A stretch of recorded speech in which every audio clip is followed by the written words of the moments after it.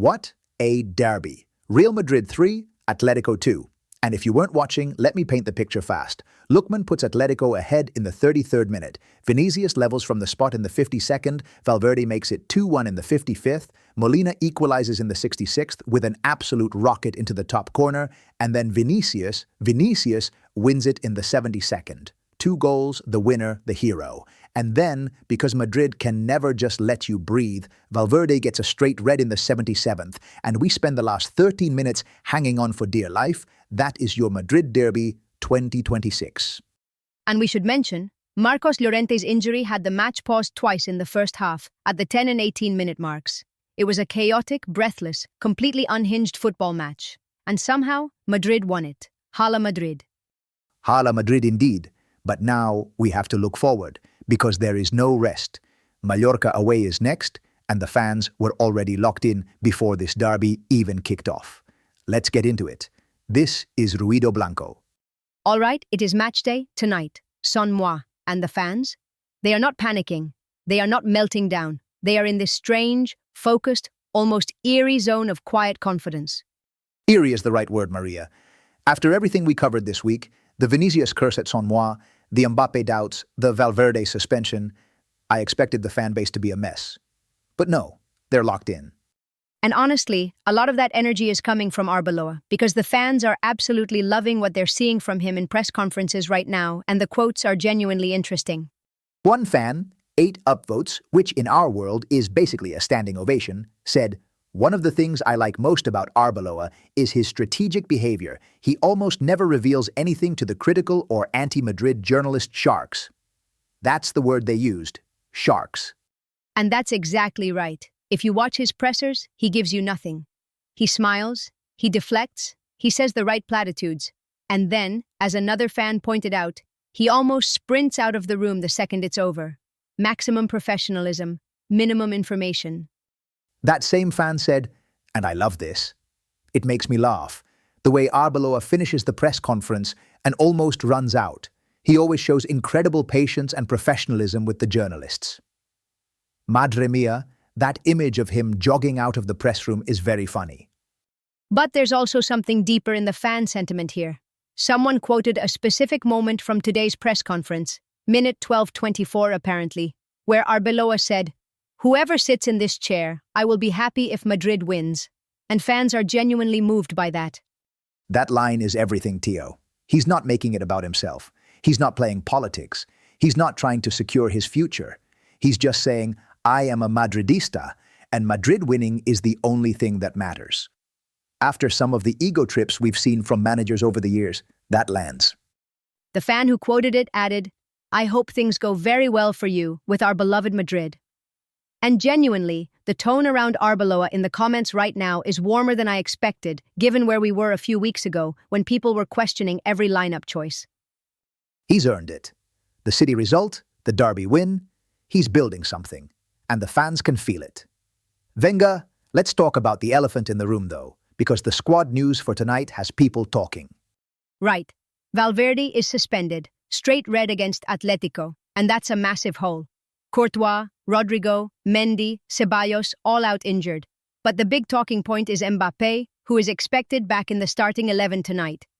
And the fans are divided on this. One camp is saying, finally, healthy Mbappé, decisive month, this is his moment to prove everything. The other camp is still in show me territory, because we've been here before, haven't we? We have. And there's a really interesting thread in the fan sentiment today about Ancelotti, or rather, about what Ancelotti's handling of Vinicius apparently looked like from the outside. One fan said, "Ancelotti absolutely saturated him. He knows how fundamental Vinny is in this stretch of the season."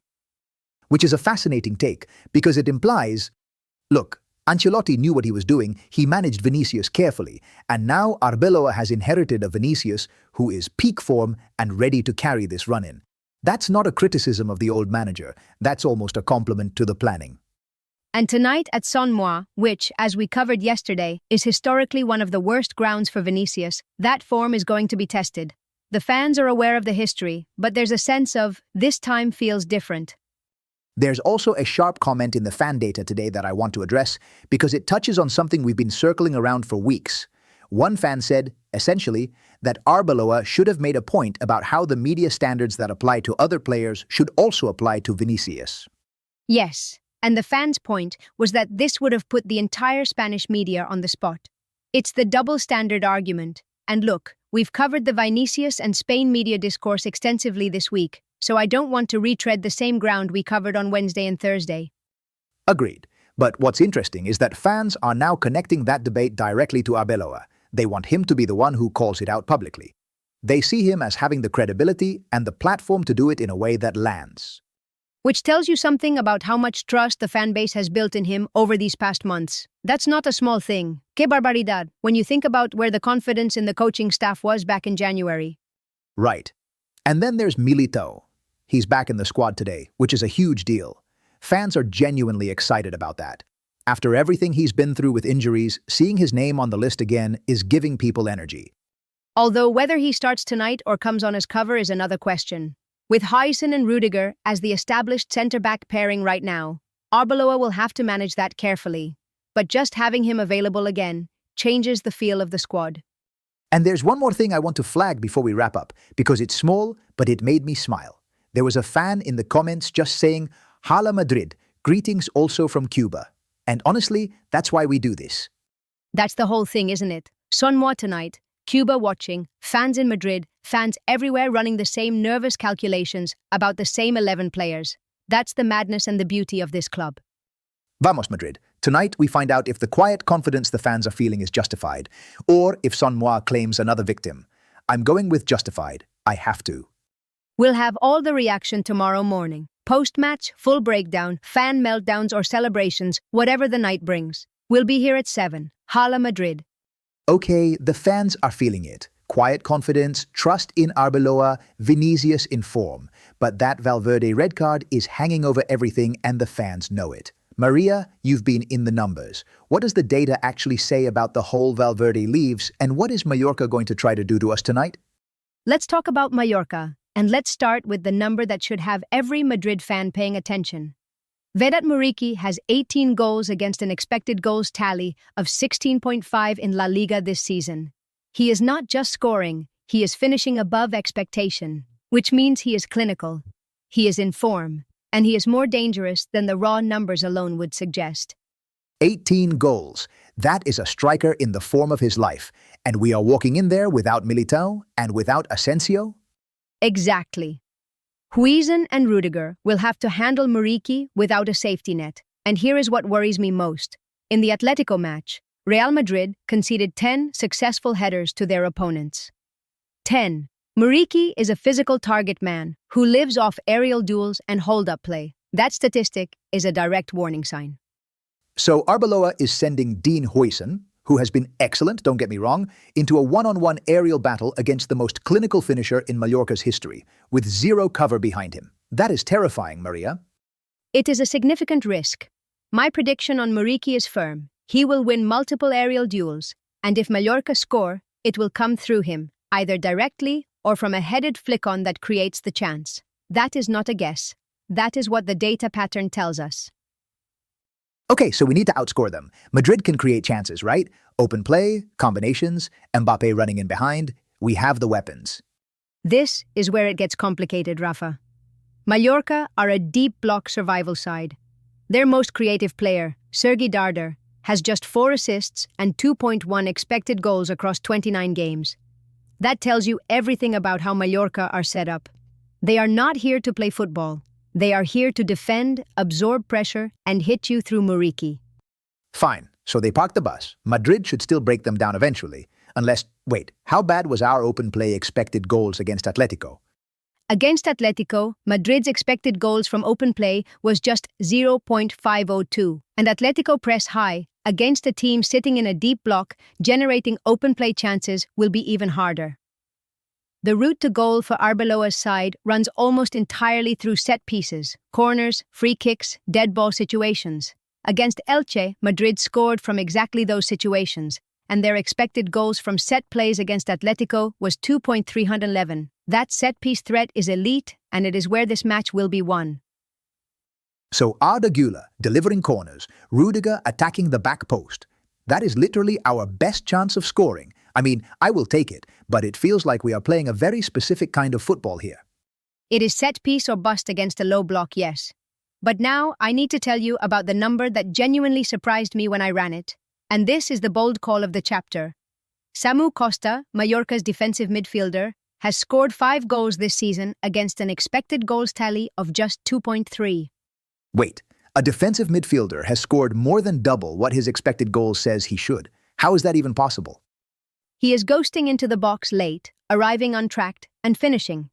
He is scoring at 2.2 times his expected rate, and here is why that matters today specifically. Federico Valverde is suspended after his red card against Atletico, and Madrid only made 2 interceptions in that match. Without Valverde's pressing discipline and physical dominance in midfield, Costa's late runs from deep could go completely unpunished. So we are missing our best defensive midfielder. Our midfield was already porous against Atletico, and now there is a guy who scores at double his expected rate, making late runs from deep?